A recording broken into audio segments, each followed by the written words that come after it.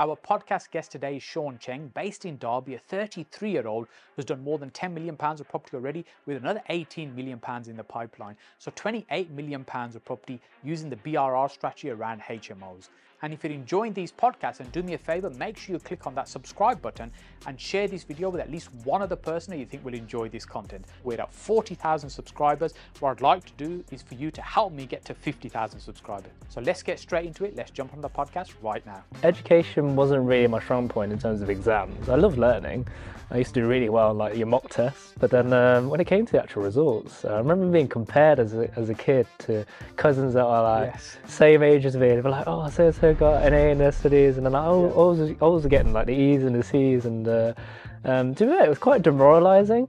But I think about it now, I kind of needed that rough love because it's built me to the person I am today, and it's helped me structure how I want to raise my own kids, and just be like, right, it's okay if you're not good at a certain way of learning. Just find what rocks your boat and then just kind of go ahead of it. You know, when you was a kid, you're like, you're either a doctor, a lawyer, or an accountant. Maybe the Asian community. In our culture, exactly the same. My friend, exactly the same. It's not, is it going to be a boy or girl? It's doctor, lawyer, or accountant. And I chose accountancy because I was probably really bad at science.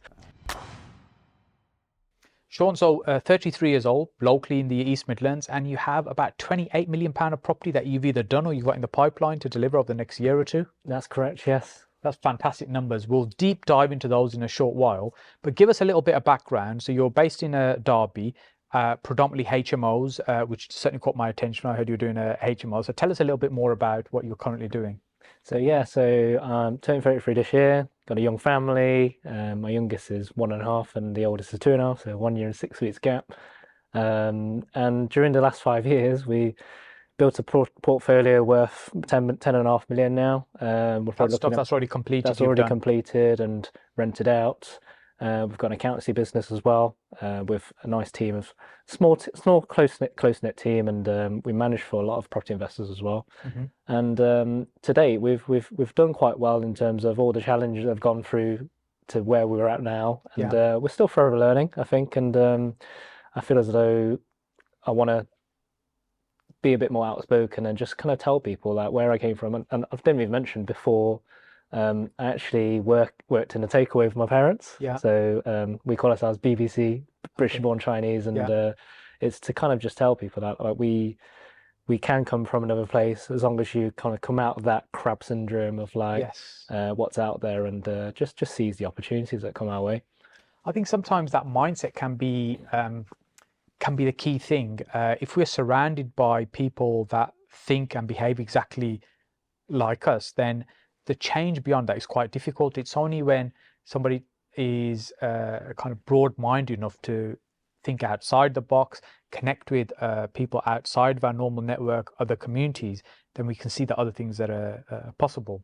So how did you find that mindset shift? Because I'm guessing kind of your parents worked very hard to get you through university and not doing what they were doing. Yeah, I mean, absolutely. They always said like, if things go south, because to be fair, education wasn't really my strong point in terms of exams. I love learning. I used to do really well like your mock tests, but then when it came to the actual results, I remember being compared as a kid to cousins that were like same age as me. They were like, oh, so got an A in their studies, and then I was getting like the E's and the C's, and to be fair, it was quite demoralising. But I think about it now, I kind of needed that rough love because it's built me to the person I am today, and it's helped me structure how I want to raise my own kids, and just be like, right, it's okay if you're not good at a certain way of learning. Just find what rocks your boat and then just kind of go ahead of it.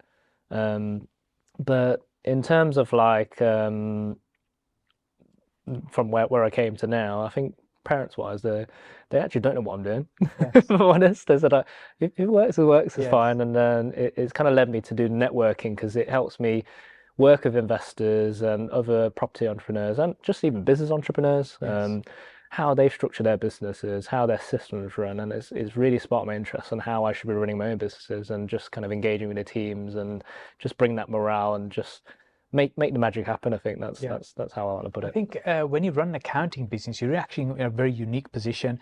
Not only are you building your own service-based business, you get to see a lot of other businesses. You see how they operate, which ones perform really well, why they perform really well. There's so much learning in in kind of managing the finances of other businesses in that way. So huge opportunity, I think, learning opportunity.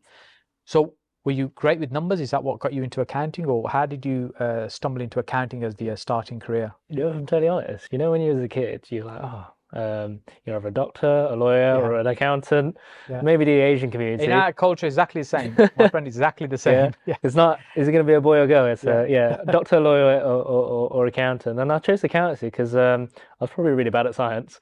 So I thought numbers is great. Mm-hmm. I wasn't as good as I am now Mm-hmm. because practice makes perfect or permanent, let's say. And yeah, I just found my passion in it because I engaged with a lot of like entrepreneurs that ran their businesses, not Yeah. necessarily just in property. Mm-hmm. And it just really, really intrigued me how they run their businesses and their lifestyle. Because I've seen people that work literally from early hours in the morning Yeah. to like late at night, probably don't have as much time with the family. Yes. I think you've heard of it, quite Yeah. typical, and then finally distance, and then you've got a divorce coming up. So Yeah. I've kind of learned from a range of clients. I've gone through those experiences. I'm like, right, okay, how can I do it better? Mm. And I try and put that into my own lifestyle where I try and have a good balance of not work too hard on my businesses, but also just have that family time, engage with the family, go on as many Yes. holidays and travel destinations with the family. And that extends to like my parents as well, because they're retired and they they actually said to me like they were like, oh, we always want to go to like the Great Wall of China, and they're Yeah. like, we feel as though we've lost that opportunity. It's actually quite heartbreaking because it's like you still got a few years in you Yeah. and the opportunity is there, and 9 times out of 10 it's just because of finances. You're like, Mm. oh, we can't afford to go there. So that kind of built my vision, like, right, how can I build businesses to Yes. not only fund my own family lifestyle, but also build my parents because they worked hard during my duration of time, and I want to be able to give back, and that's my contribution. Yes. So what was the transition to property then? Working in an accounting practice, you get to see lots of different businesses. So what was the decision around, and you set up your own accounting business as well, right? That's correct, yeah. So you worked with an accountant for a while. You set up your own practice. You're looking at other businesses. What made you choose, well, maybe property is the thing that we want to bolt on to what we're doing? So I actually dealt with a few property clients, and I remember quite clearly. So the guy that actually got me into property, he sat me down in his lounge, and I said, "Look, Simon, we've got 200 grand here. I just want to buy a house, and then I'll build my pot again, and then I'll buy another house." He said, "No, Yes. no, no, no. You've done it wrong. You need to leverage your money." And then that's when he gave me the whole concept of, I mean, people pay thousands for this information. Yeah. I've got it on one piece of paper, and it was just a look. You have 50 grand here, 50 grand here. That's 4 houses. Add value.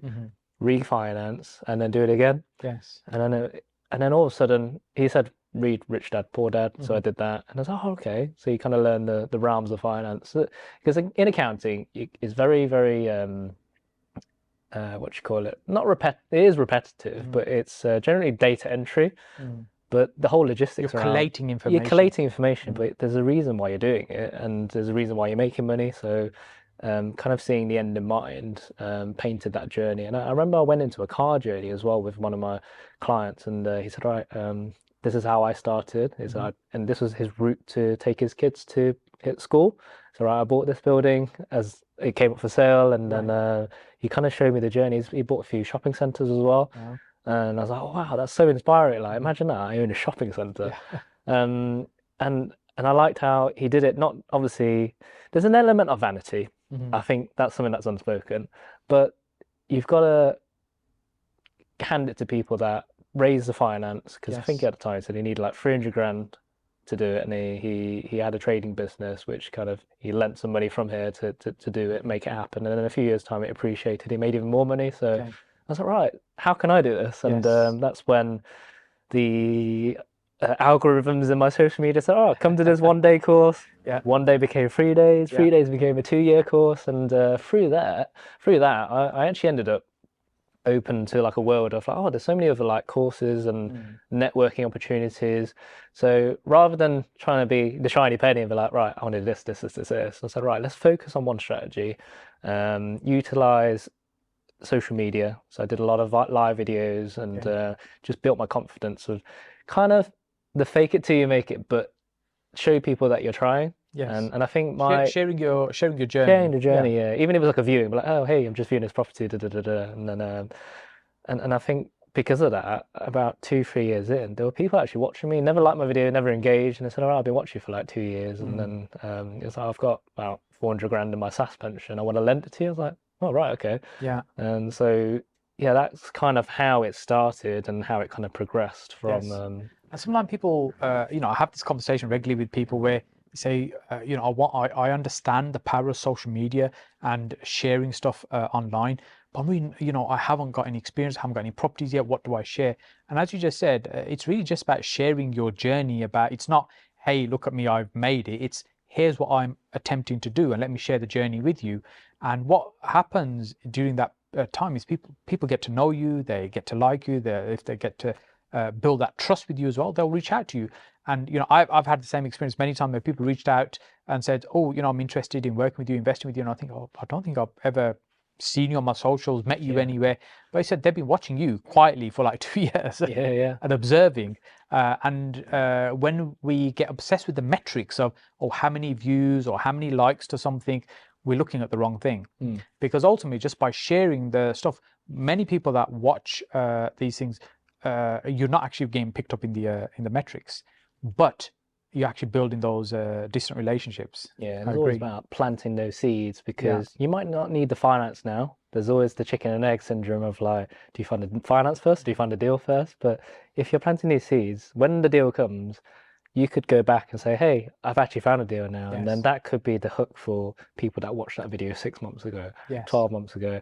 Their situation may have changed. They may have had some inheritance that they were waiting on. So I think as you kind of go on, I kind of learned there's a lot of dynamics around how people have their own wealth to invest and just certain situations. We've dealt with people that have sold businesses, people that wanted to get in property, but things didn't work out, change of family circumstances, people getting divorced. So Yes. there's a wide range of opportunities, and sometimes you only know what you know, and then you're just very, very tunnel vision, like, right. Yes. Um, if I put it out there, just let the opportunities come to you, because at Yeah. least you've put yourself out there and Yeah. you've shown up. I think that's the And running networking events was exactly the same for us as well. At the beginning, it was just let's get a few people around for a curry. We'll just chat about property, and just kind of grew and grew from there. And people start coming together, chatting.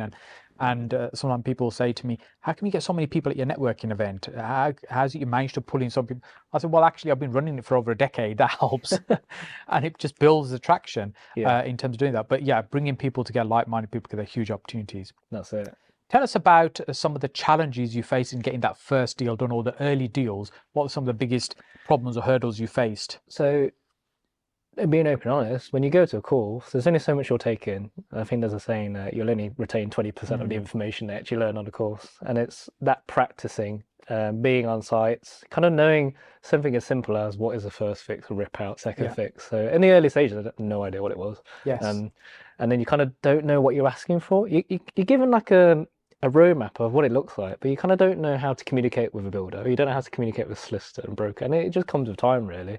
And these are the things that you will do day in, day out. You might delegate it Yeah. at some point, but you still need to know enough to Yes. be able to delegate it in the Yeah. first place.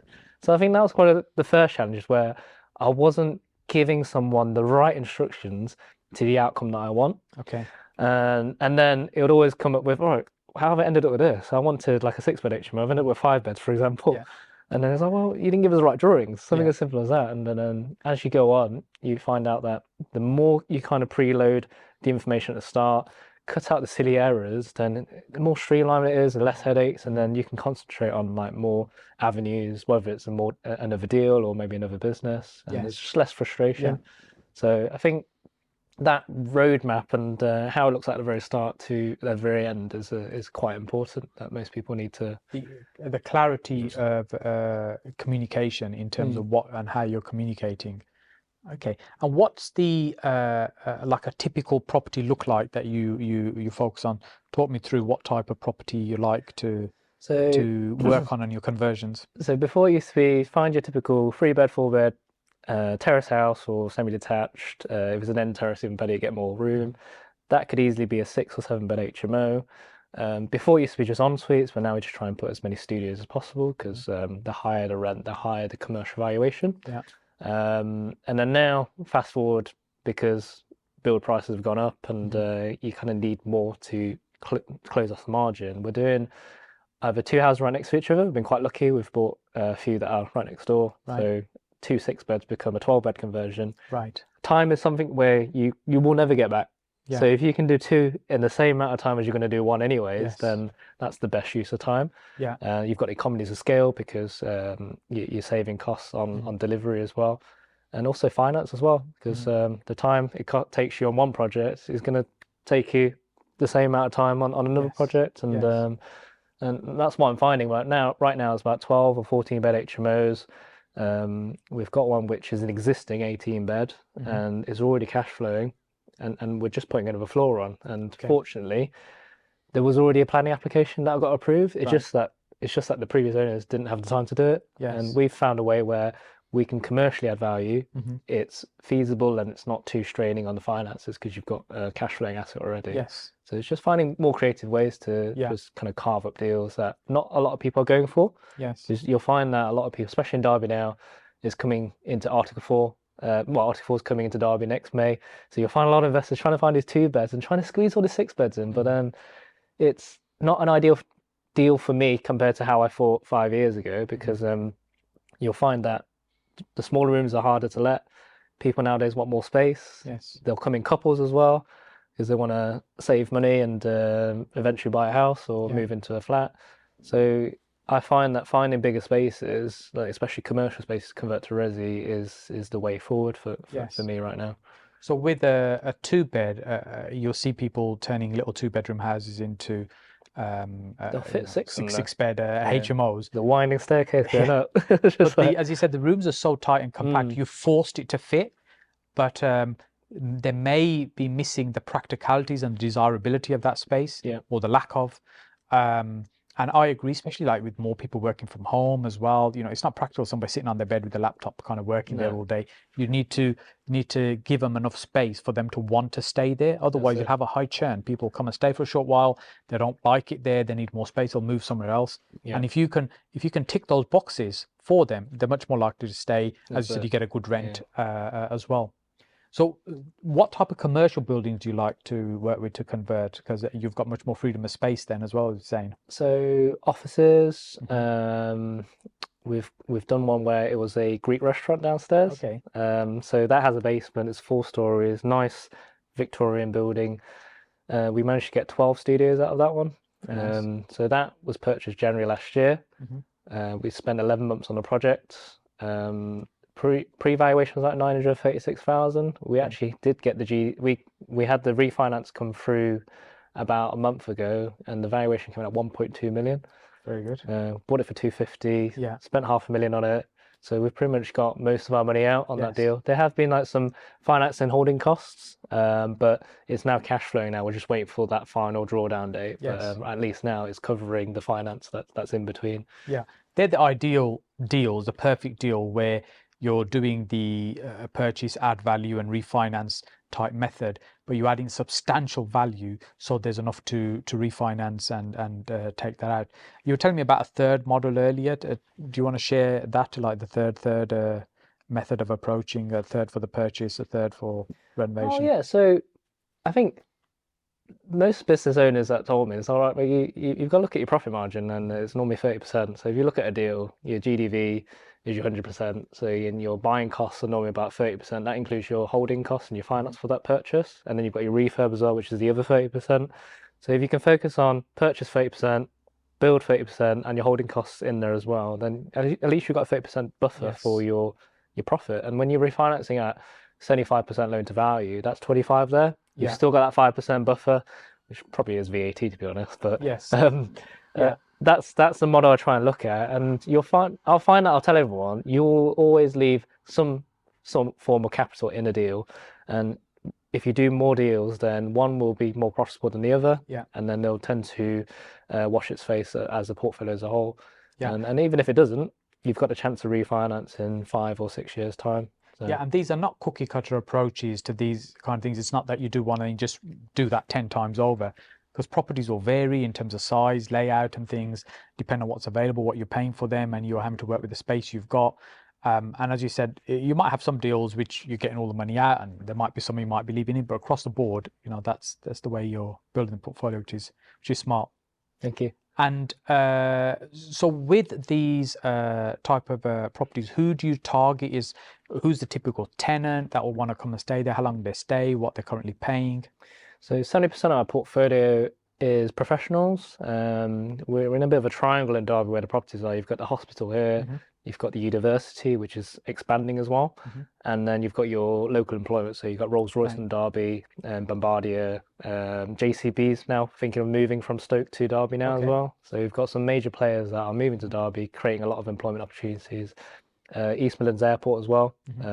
Some of our houses on like a direct bus route. Right. So we've got some like stewardesses and pilots that rent our rooms, and they're the ideal tenant. Yeah. They're not They're consuming not any there most bills. of the time. Yeah. They're not consuming any bills, and the room is nice and nice and tidy by the end of the tenancy. So yeah, I think 70% professionals, 30% students. Okay. At the very start, it used to be all students, but then I found out how messy they were. And to be fair, we've sent cleaners in every 2 weeks, and they're like, there's no point in us turning up. There's always dishes everywhere. And I actually had a word with one of the cleaners yesterday, and she said, yeah, we literally had to take all the dishes out. Just to clean the sink and put the dishes back in. Because you kind of don't want to make them feel entitled and be like, oh, we'll clean all your stuff. Because you've cleaned the dishes. I mean, I remember we had a cleaner once that she was working for a short while, and then she was like complaining about kind of the amount of work she was having to do. And it turns out she was going and she was cleaning the dishes. She was cleaning up and stuff after them. And then what happens, the tenants become a little bit lazy, and they have the expectation the cleaner's going to come and clean for them. Then you get a complaint, oh, they didn't clean my dishes. I think, no, the cleaner does additional cleaning, not instead of your cleaning. So with students and professionals, you just mentioned you kind of prefer the professionals. Is there anything in particular you like about the kind of student model? We personally don't do any students. So what I like about the student model is we will get a quarter's rent up front at September, then you'll feel broke for the next 3 months. Then it comes January, which is good because obviously January tends to be a dry period when you're trying to refill rooms.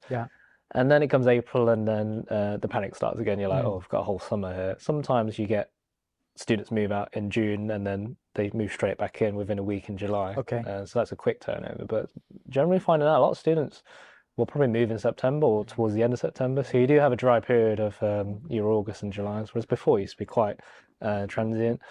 So we've gone down to professionals purely because we've got the employment networks in the area. We're finding a lot of couples want to rent rooms. I don't know if it's maybe the change in the market in terms of mortgages. They were planning to buy a house together, but end up, maybe need to save more money. So we're finding a lot of couples renting studios now.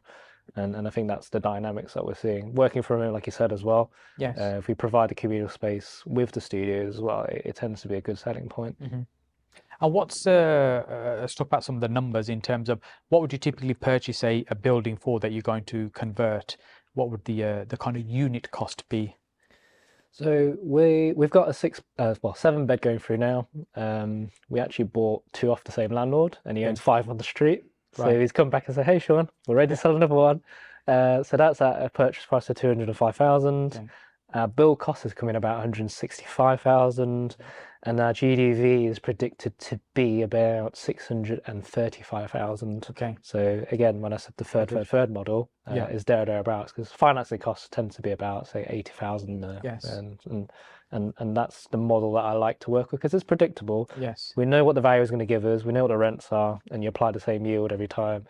And in most cases, the yield tends to drop a bit, which means you get a higher valuation on the back end anyway. So, that's the typical deal that I would go for now. As you're probably aware, HMOs are one of my favorite strategies. It's a business model that's scalable. It works in many parts of the country, and you can start with small amounts of cash or even larger amounts to build something that's quite substantial as a regular income. There's a number of training courses we run as well, and one we run on HMOs where we break down exactly how we find these properties in the local area in terms of where's the right spot to set these up, how to get them up and running, how the costings work, how to operate them, and how to maximize the BRRR model as well. If you're interested in learning a little bit more, we'll put a link on this video now. Make sure you follow that. We'll probably link it up here as well to join the waiting list in terms of when we are releasing the next course where you'll get the best possible price.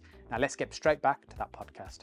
And we were talking before off camera in terms of when people are doing HMOs, often they'll, especially people just starting out, they mess up with the uncertainty of how the financing will work. or the expectation, or I'll get a certain type of valuation, and they've kind of missed things. Yep. And having that certainty definitely makes a big difference, because it means, okay, I know this is likely the outcome, which means based on that, I can make other decisions about growing, buying other property, or whatever, whatever it might be. Have you had any significant challenges around kind of valuations or lender expectations and stuff? Or I think I've been quite lucky with valuations these last 2-3 years. Mhm. But in the very, very early days, I went with the wrong broker, wrong valuer. right, I was painted a picture where I think a 6-bed HMO at the time needed to value for about 250 grand, and it came in like 180 grand. okay, So it was a shocker, because it's like, oh, I'm leaving in about, I think it was like 35 to 40 grand in a deal at the time.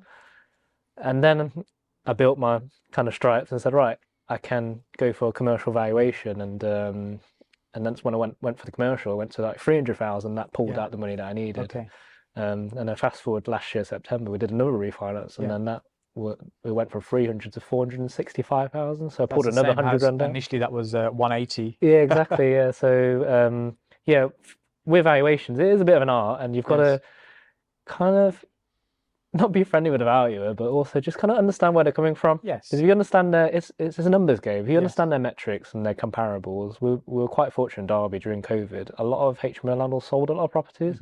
So before there were no comparables, all of a sudden we've got these lower yields, which are actually 9% yields. So arguably we could get them valued higher, but they said, oh, that was during the hype, and everyone was like buying it for silly, stupid prices. Right. But we've got a good yield of like 10.5% now, and it's pretty solid. And we just start with the end in mind, and it's more predictable. The more you do, the more comparables of your own you have that you can show the surveyors when they're out looking at the property. That's it. Yeah. And in terms of rents, what kind of rents are you achieving on those the sort of properties? So I remember the early days, an ensuite room, we were fighting for one tenant for £450 a room. Okay.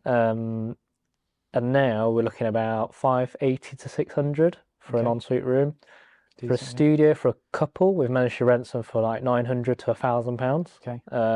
For a single person occupant, about 775 to 850.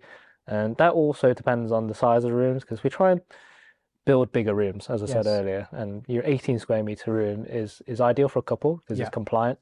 But also a single person will want to rent that, because like you said, they work from home, they want that desk space. Even like you can fit a sofa in there as well. So you can have a sofa, TV, little coffee table, you've got desk space. There's enough space in that room to live in properly. Yeah, that's it. And it's affordable living. So we're finding the model works in that sense, and because of the higher rents, we're getting higher valuations naturally. So basically that's. And how long do you find tenants typically stay in this type of accommodation? So our longest kind of studio rents, I mean, we've got tenants living there for 3.5 years now. Okay. We've put their rents up as we go on through the years, and only slightly, because we don't want to upset them. And I think studios between 2 to 3 years, I think. With the ensuite rooms, we've had some that are about a year and a half. Okay. To 2 years maximum, I'd say. And then the really transient ones are the ones that maybe have just moved to the area. They don't know what their contracts are like, so then there's a bit of uncertainty for them. But we tend to fill our rooms for at least 6 months. Yeah, that's good. And have you considered venturing out into other types of lettings, like social housing, serviced accommodation, or any of these things? Or I toyed with service accommodation in the early days, and the market probably wasn't right at that time, and I just focused on what worked. So it was early when I said off camera, just don't reinvent the wheel, just focus on what you're good at, and don't have the shiny penny syndrome, like, oh, someone's talking about social housing now, maybe I should need to go into that. And I think HMOs are working as it is. I've got a few commercials with flats above as well, and they work quite well, fully repairing leases. So that's probably the space I want to get into more, but there's more capital involved to leave commercial or mixed use? Mixed use. Okay. And the one that I'm in now is actually our accountancy office, and we've got a barber's and salon. And we managed to get 3 flats above to be a 4 ensuite, 3 ensuite, and a 1-bed flat. Okay. So it's a mixture too, still HMO, but also you've got your commercial tenants being ourselves, so we'll always pay our rent on time. Yes. And that works quite well as is. Yeah. And over the next couple of years, you've still got quite a lot in the pipeline at the moment. We were talking about before some fairly large, chunky buildings as well. Is that the kind of direction you're taking into bigger buildings, or is it that's just how it's ended up that way and not necessarily something you want to continue doing? I think there's an element of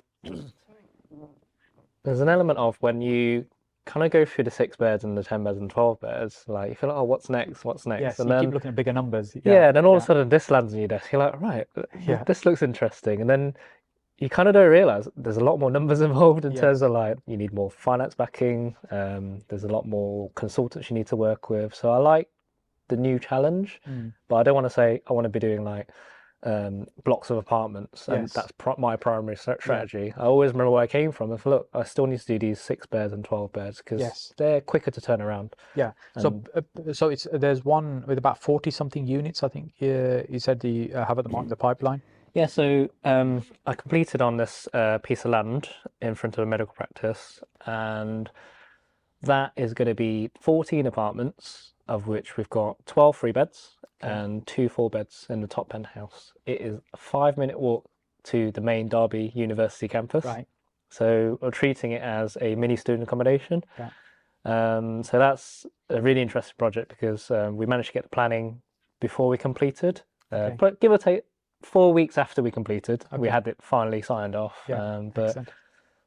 why that deal was interesting because we're adding tremendous value on an existing application that was already approved for 14 2 beds, Ah, but okay. we ended up with carving more rooms out of it Yes. to increase the value to Smart. Yeah. suit it for the market that is in. And let's say uni decides to move close to the city centre, it's in a great location where you could probably find it to be like a retirement home. Yes. Because the next village up, you get a lot of people that retired, and Okay. you've got open field. So it really is a building that'll put Derby Yes. in a map. Yeah, I think just I want to pick up on that point because that's a really smart move where you look at a property, you got planning approval on it, and you can get the numbers to work as it is. But what you do is you look at that plan to see how can we make this better than what it already is, Mhm.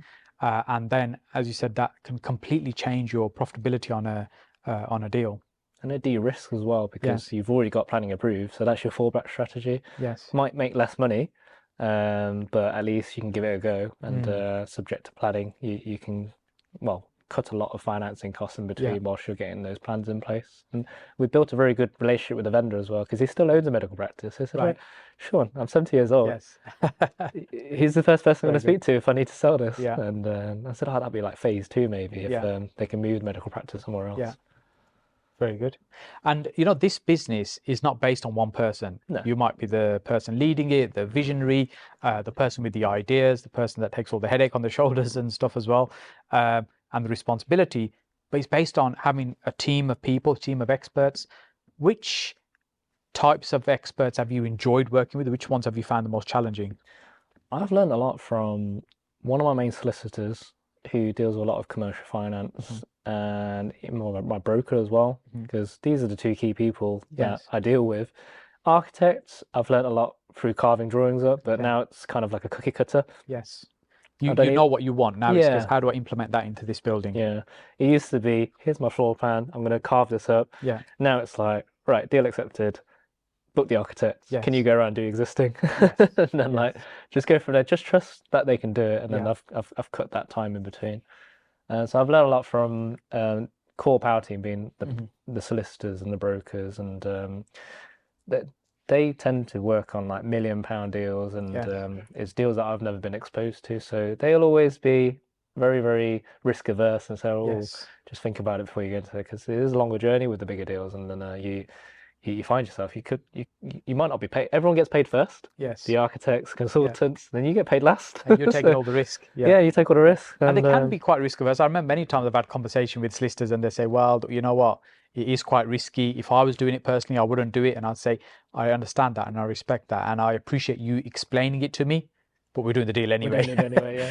Because it's, and I guess from our point of view, it's about risk mitigation. Yep. We see something in the deal, and with all due respect to the solicitor, for example, they're not the investor. They can see that there's risks, there's potential problems as well. but you're seeing that actually the upside is bigger than the downside on this. And that's part of entrepreneurship, and taking those risks. And I think sometimes if it's direct to vendor as well, it's quite frustrating because the solicitors are doing their job, Yeah. being risk averse, but then sometimes it's like having a word with vendor, like, right, they've mentioned these conditions, Yeah.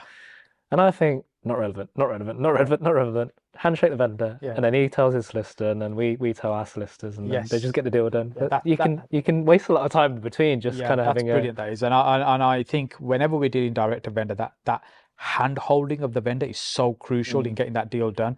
Otherwise, they don't really understand what's going on. You know, you're doing this all the time, and this is the one time they're selling a property, and they don't quite understand why this is asking for these things, why there's delays going on there. We've been in to sign the papers, and they think that's it, it's done, and there might be so many other things outstanding.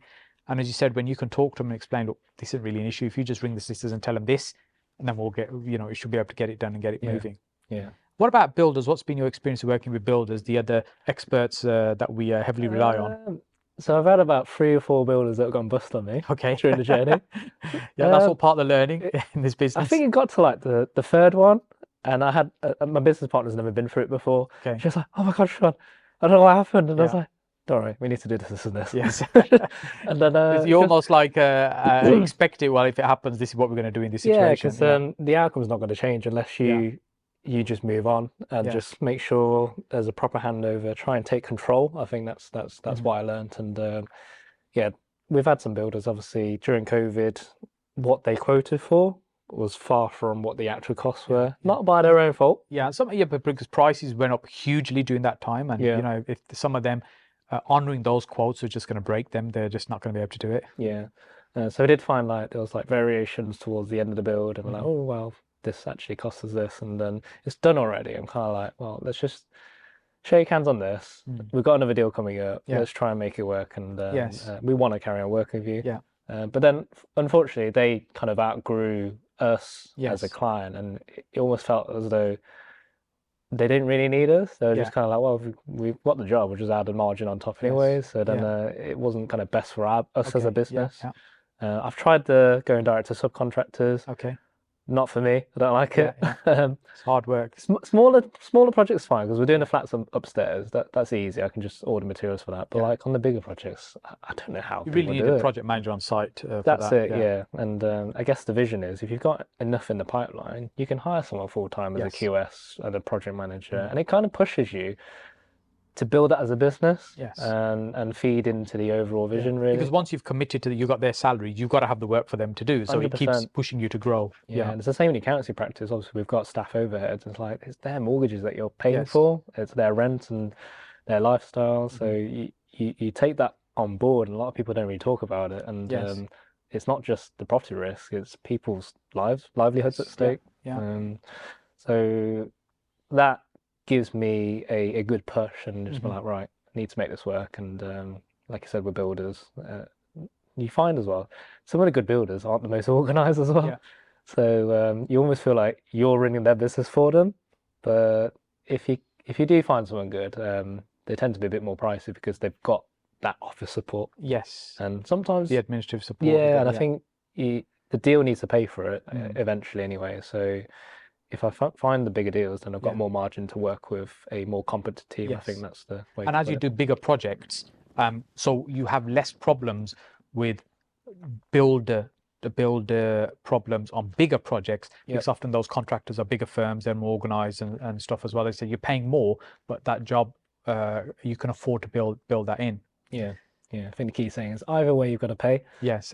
Whether you pay up front or you pay during the build, because you're going to get another bill that's gone up by 20 or 30%. So, why do you think most people in our business struggle with builders the most? I think why is it such a big challenge, do you think? It might just be like the knowledge behind the terminology. You don't actually know what actually goes behind the scenes of the builder. You just see, well, I've got this plan in mind, but it's not happened. It's been delayed. But there's a lot of running things. I've had like purchasing materials, the delivery driver broke down, so it never got onto site. We've got labourers that turned up on site and we've just wasted a whole day wage on it. So it's a lot of logistics involved, and Yes. sometimes you can kind of forget and not acknowledge Yeah. it. You just think about the back end. All right, I've got Yeah. a paying property, but there's a lot of work in between. I think Yes. construction is probably the one of the hardest things to nail. If It is difficult, and I've thought about this a lot, and I've spoken to a lot of people about it as well. And I think, earlier you were saying about, your key people, your broker, accountants, solicitor.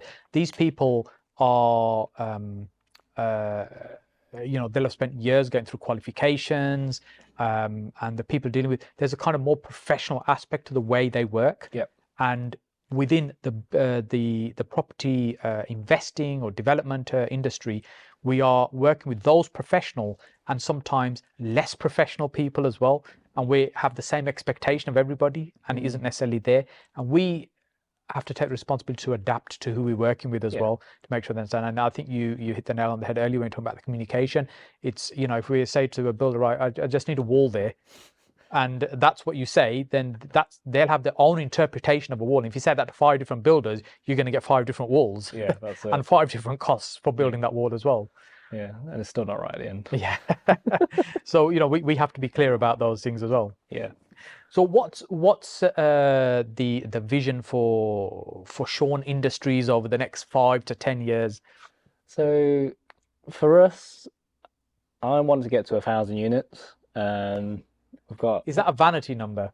no. Well, I've been taught to go as high as you can, because Yes. even if you hit halfway through, you still Yeah. end up with 500 units. Yeah. And I think it's not the number that really matters. It's trying to push yourself, Yes. push myself, because that's how my brain And functions. the learning and the development you get just from Yeah. growing and trying to push for achieving that kind of thing. And before it used to be like, I want to get 100 units. And Yeah. then once you achieve that, you're like, all right, okay, it's actually not that hard. Yes. I could have bought a 100-bed HMO, for example, and that would have achieved my goal anyway. So it's not that number, but it's kind of finding the deals and kind of everything that goes before it, getting that pipeline ready.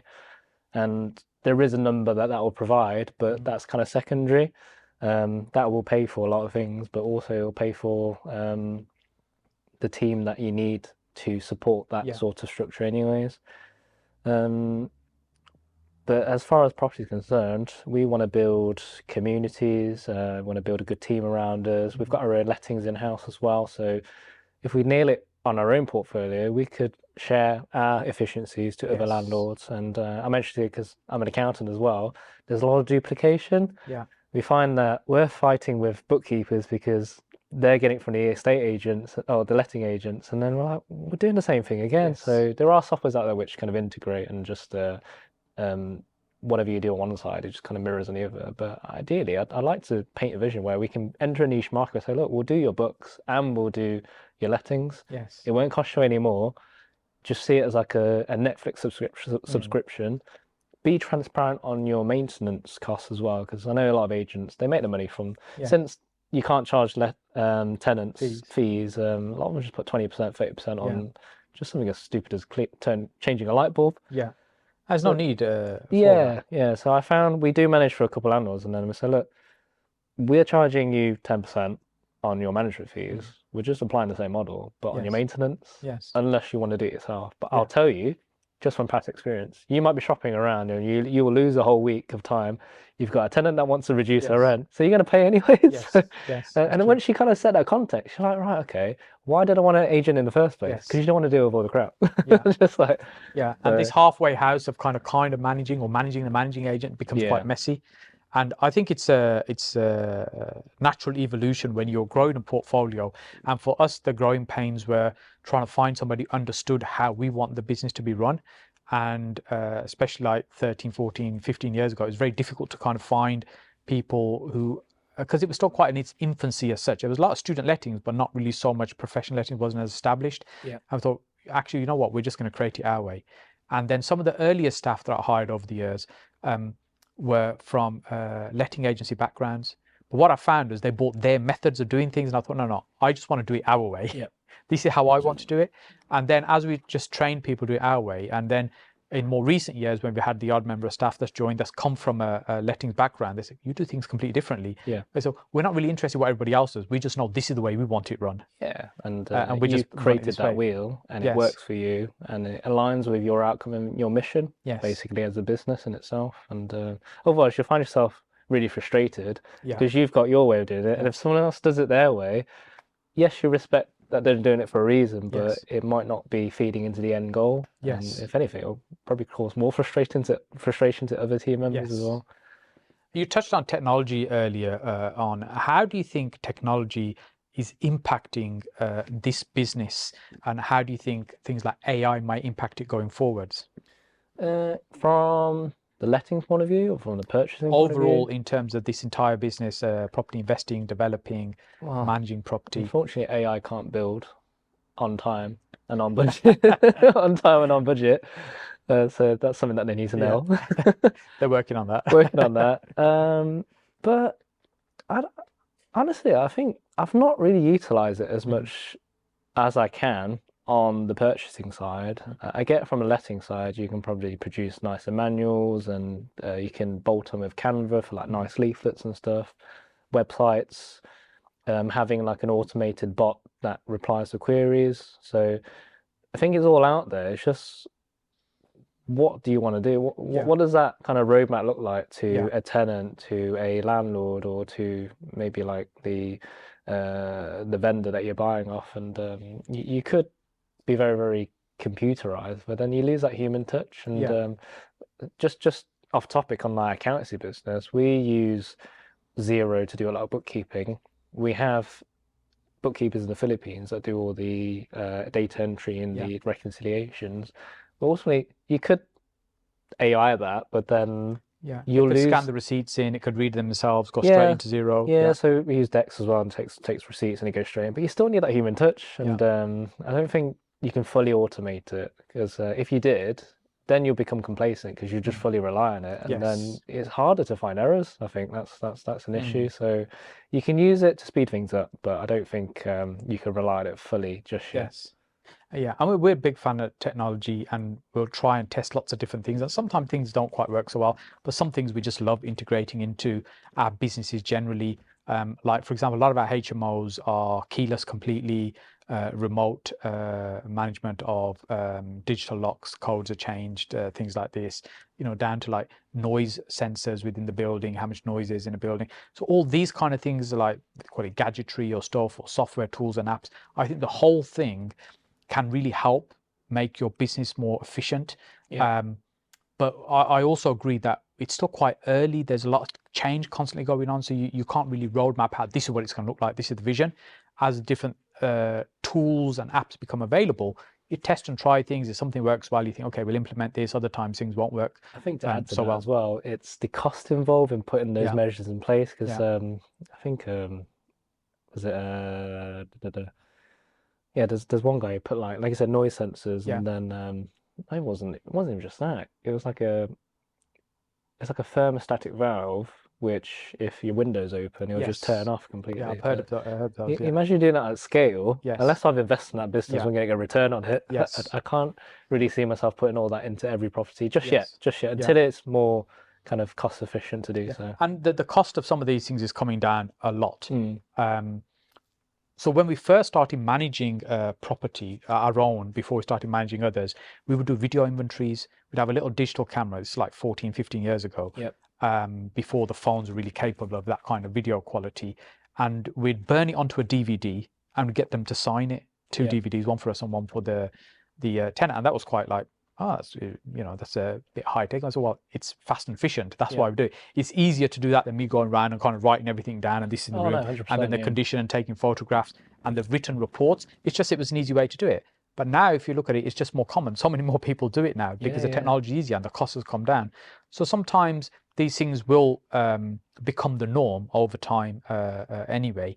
And but I like the early adopter model of testing and trying different things. But there is that cost. You're right. Some things can be quite costly testing, and they may not necessarily work Yeah. so well. Which on the flip side, if you up your volume, it's going to cover that cost anyway. Mm. So that's even more reason why to Yes. attain more units to cover that cost, Yes. and or even have like a trading business on the side that's going to Yeah. pay for that kind of tech as well. Because once you've got the tech, you've got the tech. Yes. Once you've got the manpower or the staff to run it, then that's already there, and it kind of pushes you, like I said, to just keep pushing and pushing and get Yeah. more business in.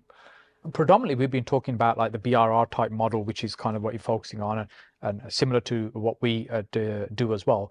But there's other businesses you're interested. You're interested in building businesses, not just this as a property business. What other things are you considering or thinking about, or would like to bolt onto your current business? So I mentioned doing? about the merging the accountancy with the lettings because softwares can integrate and, like you said, AI can play its part. It's just creating more of a service approach because what I find in accountancy is people will thrive to want to speak to someone. You might only probably want to speak to your accountant once a year, but there might be some odd issue that you just Yes. want to pick up the phone and speak Yeah. to them. You could do WhatsApp, you could do Yes. emails, but you lose that human touch. So if you can utilize technology to do the legwork and creates less frustration for the on-the-ground staff, then they have more time to actually liaise with. You almost have your dedicated manager, and then it just becomes a bit more personal. So that's for the accountancy, and then with the letting side, we want to team up with our. We've got a friend who's a broker, and just kind of paint that journey of if we start doing sales. He could do the brokerage and source the mortgages, and if it is a buy-to-let or a HMO, we could do the lettings as well. Yes. So it's going full circle and just using other businesses that relate. I mean, we might look at like cleaning and maintenance on its own once you're at that scale. At the moment, we're outsourcing out because it's more cost effective. But I'm constantly wanting to push the limits, not just to obviously get a vanity number, but it's also to build a bigger team. Because the bigger team you have, the more support and the quicker you can get things done. Yes. I hate it when we're outsourcing to like a maintenance team and then some excuse. We've got a Tyler who's just didn't answer his call. Said, "Oh, you'll be here 9:30 tomorrow," and like it doesn't show up. Whereas if they're on your team, you've got better control of that, and it all requires just having the income to support that. Yes. Other businesses as well. If I'm honest, I'm just predominantly focus on that. I don't want to have my own construction company, as you know. Just it's just not for me.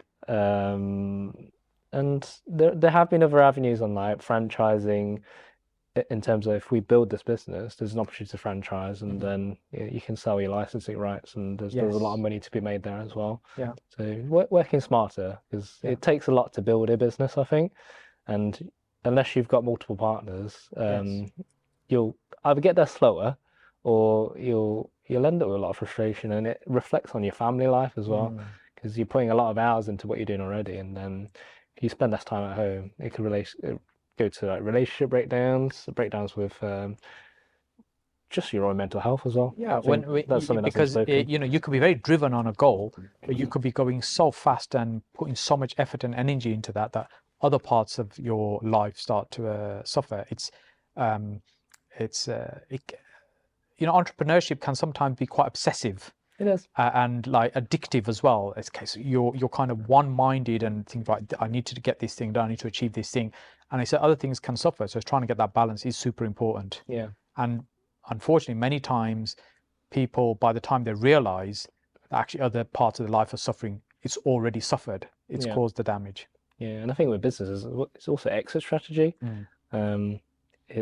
You see a lot of entrepreneurs now, they're struggling to sell their businesses because they never thought about it in the first place. It was always go, go, go, go, go. And then it's like, oh, where does it actually end? Yes.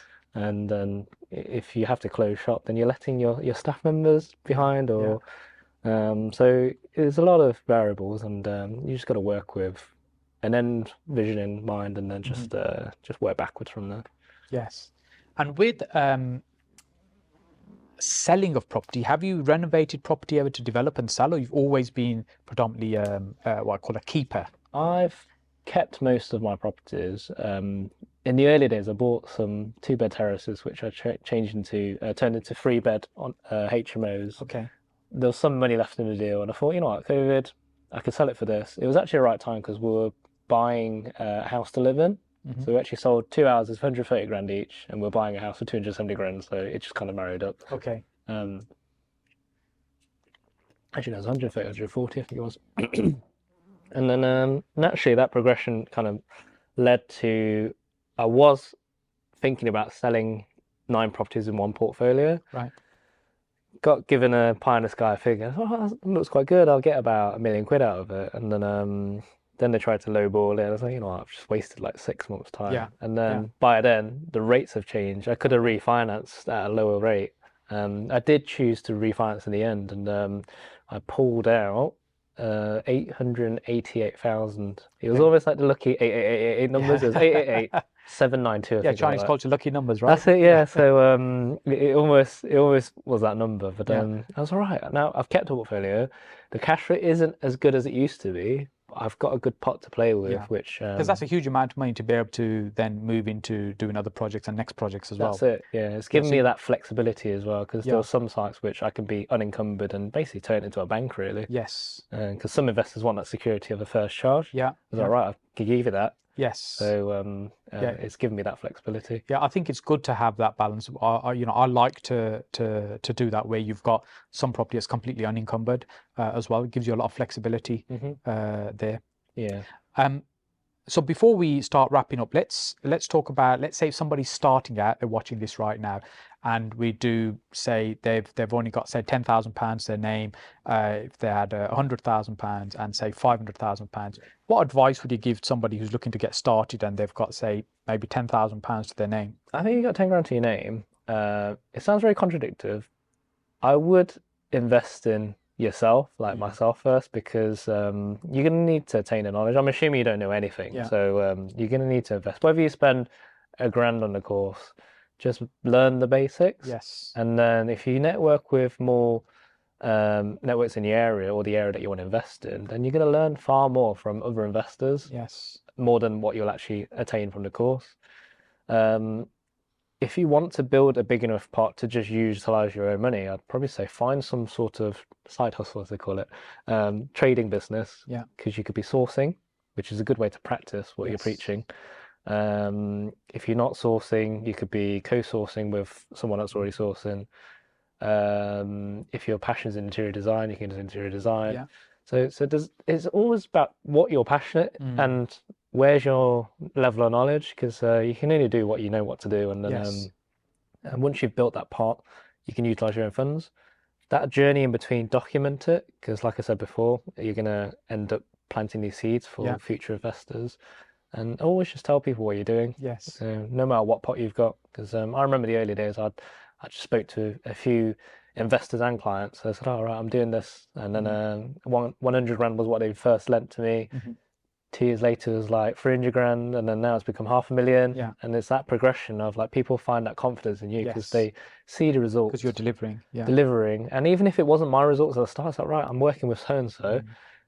This is what they've achieved, and Yes. here are the metrics, so they understand because they know what they're investing in. And there's an element of educating someone that you want to work with to be able to get the most out of them, really. If you were starting again now with a very small amount of cash, would you follow the same strategy? I think I would focus on, like I said, the sourcing side, and my passion's in accounting. So like I know I can manage X amount of books for so many people, because I'm assuming I don't have any team members, I'm just doing it Yes. myself. I think I can handle about probably like 50 clients, and then that's where I'm building my cash pot. Because Yes. property doesn't pay you day one unless you're doing a Yes. rent-to-rent strategy. Yeah. That's another thing. You could probably do rent-to-rent, rent-to-SA, because you'll spend about 5-6 grand, and then it'll be up and Getting the running, your property cash set flow. up. Yeah. So I'll just focus on what I'm good at, and I Yes. think that's the true answer that I'd say. Yeah, not like I'll just do rent to essays, because Yeah. I don't really have a passion in rent to essays, Yes. but yeah, just focus on what I know. Sure, this has been really enjoyable conversation, and particularly one of my favorite topics, HMOs for sure. So tell us, how can people reach out to you if they want to connect with you? What's the best way? So I'm on Instagram, Facebook. I do have a dormant YouTube channel, Okay. but it's all under the name Sean C Property. Excellent. Sean C Property. Yeah. Excellent. And Sean, thank you so much for coming along. Much Appreciate it. Thank you. Thank you. Thank you for the opportunity.